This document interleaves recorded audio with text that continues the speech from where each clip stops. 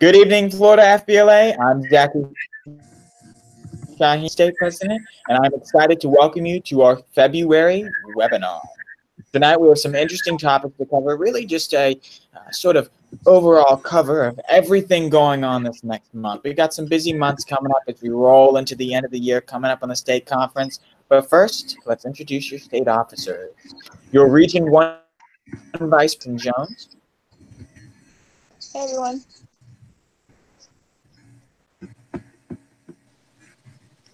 Your Region 2 Vice President, Brody Mandelbaum. Hey, guys. Your Region 3 Vice President, Melissa Espinosa. Hi, everyone. Hope you're doing well. Your Region 4 Vice President, Aditi Mishra. Hi, everyone. Happy to be here. Your State Parliamentarian, Indu Parameswaran. Hi, guys. Thank you for tuning in. And your State Reporter, Kenai. Hey, everyone. Good evening. Unfortunately, Shady, Mina, your State Secretary, will be unavailable to join us tonight. Also, just a quick little note, before I go any further, we may have some technical difficulties. I'm currently recording at school, which I will get into a little bit later. But first of all, we have a recap on our Tallahassee trip from Brody. Brody, would you like to kick us off? Yeah, definitely. So your state officers had a great time in Tallahassee. I think it was last weekend. We met with a number of awesome senators and representatives and really got a good look on how the representative democracy process works in Florida. We also met with the head of career technical education in Florida. It was a great experience, and we got to talk about a lot of upcoming things going on and a lot of the issues facing career technical education overall. And so it was an eye-opening experience, and I think we all really loved it. So if anyone else has anything else they want to say on it, I think it was an amazing experience. Thank you, Brody. Brody, who was your favorite person we got to meet? Who's my favorite person? We got to meet the Attorney General, and that was very, very cool. She was definitely very interesting. It was very interesting in FBLA especially. But I think I would have to say my favorite person, aside from Mr. Pierce, would probably be the head of lobbying for Uber, because a lot of the lobbyists really had a lot of experience that went far beyond just one organization. They really were able to see how the whole process worked overall, because they've worked in the probably public sector as aides for campaigns, but at the same time they also worked so closely with businesses, so they really got a good look on how does the political process affect the public and private sector. So there were really a lot of great lobbyists who were very interesting. Thank you, Brody. I know it's phenomenal every year just as a state officer to be able to go to the Capitol to kind of, we actually got to sit in on the education committee, one of the education committees, and watch them debate some of the bills. And it's fascinating because there's new things moving and grooving in the government that we wouldn't know about otherwise. And so you have that opportunity. And a lot of you, if you're thinking about state office, you're on the edge, that should be kind of a pro on your list of whether or not you want to run. And we're going to be talking a little bit more about running for state office later tonight. Next up, though, we have Aditi with sponsorships and partnerships. Hi, everyone. So as states is drawing closer, you're starting to realize that you're going to have to dress up for about 3 days straight. But we also do understand that that's a financial burden to a lot of people. And FBLA definitely has you covered on this. Because you're an FBLA member, you can get a lot of added discounts and membership benefits. For example, for clothing specifically, if you shop at Men's Warehouse, you actually get, I think, 40% off. Yes, 40% off respectively for Men's Warehouse, which is a lot considering the price. I know that it's a huge purchase for you to make a bunch of purchases for business suits, so it's really important that you can cut out some discounts if possible. For girls, you can go to K&G Fashion Superstore or another store as well for 20% off your purchase. And of course, it's not just clothing. There's a bunch of other discounts that you can utilize as an FBLA member. Some of those include Geico, where you can get an 8% discount on your car insurance, Amazon, where some of your purchase is actually donated to FBLA PBL, the Princeton Review, where you can even use like new SAT practice tests, and of course, it's helpful as growing members. Of course, you can also tell your parents about these benefits because it can help them incentivize like being joined a part of FBLA PBL in the professional division. But of course, you can enjoy these sponsors. But for $500, you can also be an event title sponsor, where you can pretty much have an award of your choice named after the sponsor, and you can even choose to present the award at the state leadership conference. All of the sponsorship money of the $500 goes right back into the hands of the members, and literally so. First place will end up receiving $250, second place receives $150, and third place receives $100. It's a great way to show support for a specific event that you might be interested in or your community is, and it's a great way to give back to the members. So if you, your chapter, or any local businesses in your area are interested, you can contact any of us through email. Thanks. Thank you, Aditi, for that wonderful information as always. Next up to performance, we have Kenai with some information on social media. Hey guys, so make sure you're following Florida FBLA's Instagram, and that's at FBLA PBL Florida. So make sure you follow that Instagram. We're going to be utilizing it like never before with the new live features. So at the upcoming Florida State Conference, you and your state officers will be going live throughout the day, showing off the different parts of the conference and hopefully giving out some special surprises. So if you want to stay up to date on that, follow and turn on post notifications. Additionally, if you're unable to attend, your state officers will try their hardest to highlight the special moments and activities throughout the days of the conference, adding pictures and clips to the story of the Instagram to help digitize our experience and bring the conference to you. Again, that Instagram is at FBLA PBL Florida. This will be in the description, and just look it up on Instagram, but don't get confused with the old one. To verify that you're following the right one, check out the latest Instagram post, which should have been posted recently. Thank you. Thank you, Kenai. Always up to date as usual. Next up, we have Madison with some information on Feeding Florida.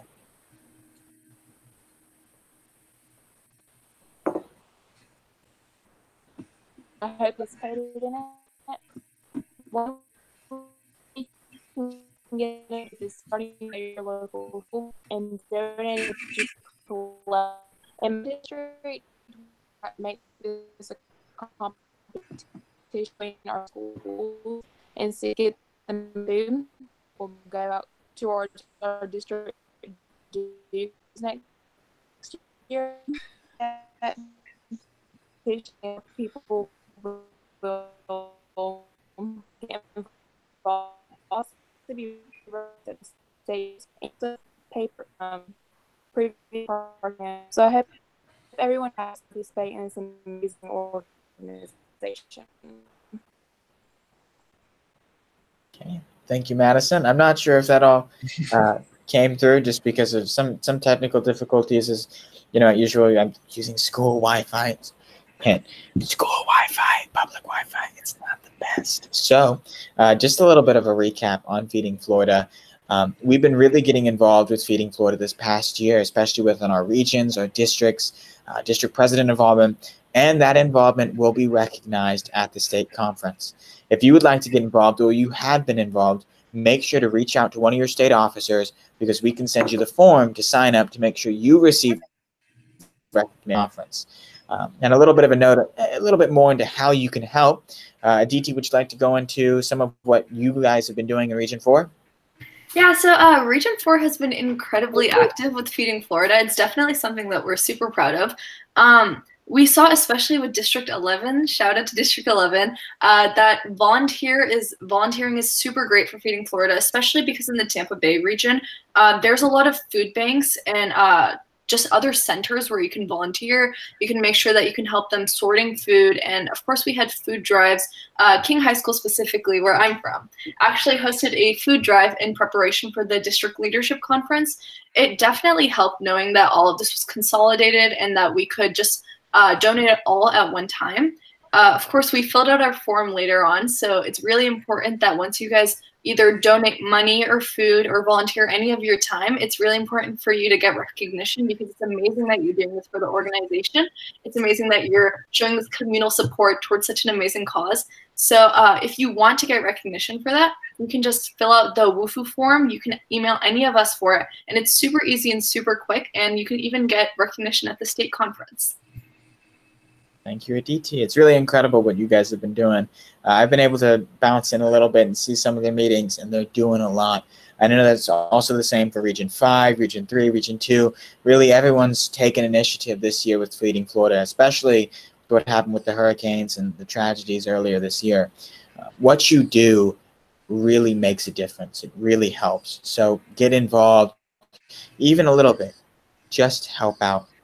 And following that, Indu is going to go into a little bit of information about middle level and how you can get involved earlier on. All right, so this year, we, the state officers, are planning a brand new initiative where middle-level state leadership conference attendees can join the state officers in a backstage tour of the SLC. The point of this is so middle-level members can learn the critical aspects of preparing for opening and closing sessions, campaigning for office, holding workshop, setting up technology, and even more by touring the SLC with the state officer team to guide you every step of the way. If you're a middle school FBLA member aspiring to run for higher office, or you want valuable experience interacting with leaders, or you're just curious to know the ins and outs of Florida SLC, this is the opportunity right for you. To sign up, please send an email to the state officer team. We'll be sending out an application very soon. This is a great opportunity for middle level members just like you guys to gain experience, and we look forward to seeing your replies. Phenomenal job, Indu. And a quick note about that is if you're a freshman or if you're a sophomore, also on kind of a note about state office, and you're kind of unsure about running, you're not quite 100%, you think you may not be able to make it, just remember, Indu is currently a sophomore. Indu was elected as a freshman. So she is walking and living proof that you can do it. So make sure if you want to get involved early. Don't be afraid to. Take advantage of the opportunities awarded to you. Next up, we have Melissa with some very important information. We've kind of gone over what's going to happen at states, but Melissa is going to talk a little bit about moving up towards states. Hi, everyone. It's great to see you tonight. So going off of what Zach was saying about upcoming deadlines and how you should get involved, February 22nd is the deadline for all paperwork to have been received to the address on file. All of your advisors should have gotten an email from Mrs. Jones, your state packets, all of your student registrations, your state officer applications. There are certain competitions like could be mailed in. So that's just a general note. If you need to have something sent in that you need ready for the state conference, February 22nd. So I recommend sending that mail is, snail mail, like a week beforehand to ensure that it's arrived in Zephyrhills. But aside from this, and aside from our wonderful conference, you may have some downtime in between the conference, or you may come in a day or two early or leave a day or two late, depending if you're traveling with your family or with your chapter. After all, the city beautiful. So if you guys do choose to spend your downtime in Orlando, it offers most of the state's theme parks, aside from the ones in Tampa. Disney, Universal. It has Fun Spot. Orlando has many large malls as well. The Florida Mall. They have lots of outlet malls. So if you're into shopping, there's also for if you want to have a fun or nice dinner. There's food from all around the world, since we are a melting pot here in Orlando, where we have large airports. Everyone's traveling in and out for the theme park, so they want to appeal to everyone. So there's Greek food, Hispanic food, all kinds of food from all around the world. If you're trying to do something on the cheaper side with your chapter, we have Sea Life Orlando. There's the Icon Orlando, which is the Orlando Eye. There's a wax museum. There's also mini golf near the hotel, which I recommend because it's very inexpensive and very fun, something for your group to really bond over. But in general, Orlando is just a really nice place for you guys to go out and have lots of fun. Though if it's not really convenient for your chapter or your parents to go out, it's hotel networking or at the pool. There's many opportunities to connect with Floridians around the state and really connect with other members of FBLA. So I'm really not going to go out rather than just staying in your rooms. Thank you. Thank you, Melissa. It's very important information, especially that deadline, February 22nd. Mark it in your calendars. Actually, don't mark that date in your calendars because the due date isn't mean to do date. I know that a lot of us are in high school, and sometimes that kind of translates. We think that to do is the same as do, but do it ahead of time or it won't get in on time. So try to, as Melissa said, try to send it in a week before, a week in advance. And on top of that, when it comes to prepping for your competitions, all I can really say is practice, practice, practice. Don't wait till the last minute. Get started now. And if you're worried you're finding trouble motivating yourself, remember, there's someone else out there that is practicing right now. They're working just as hard, maybe harder as you could be working. Sit down, study those tests, study for those tests, prepare, practice for those different events. Speak. If you're in a speaking event, present. Find different people to present to. Your parents may have a long day at work, but then afterwards, as they're walking around doing their nightly routine, go and talk to them, go and speak, go and practice in front of them, or find someone at school, find a teacher who may be willing to stay with you after school. Kenai can actually go into a little bit about some cool things that they do at Middleton when it comes to preparing for their events. Kenai? Yeah, so, I can only reiterate what Zach says. When studying for a competition, practice is key, especially for objective tests. Even if you think you've, gone over every question available, look through textbooks, especially those with the winning edge signia on it. This is where FBLA gets their questions from. So if you have a textbook with that little winning edge logo on it, you're definitely going to be in good territory. For you that have teams, make sure you guys just rehearse and rehearse again. Ride that wave off of districts. You guys just won. Keep practicing. Don't let up. Because if you try and memorize your speeches 2 days before the conference, you're going to stutter, you're going to stumble, and you're not going to win. For your hybrid events, even if you feel like you found every case study, find your footing and create a general way to attack the test and case study. If you come in with a plan, you're already that much more prepared to succeed, even if you only have that 20-minute prep time. For your submission events, like Zach and Melissa said, make sure to turn in all your event materials on time. Nothing is worse than walking into a competition you've already lost, all because you didn't submit your materials on time. All the materials should be turned in with the state packet, which has a receipt deadline, like they said, of February 22nd. If you have any more questions, feel free to email one of us or just ask your advisor. Brilliant, Kenai. Thank you, thank you, thank you. You can see why he's a winner. He's a national winner as well. We're very proud of Kenai, as well as some of the other state officers on this team.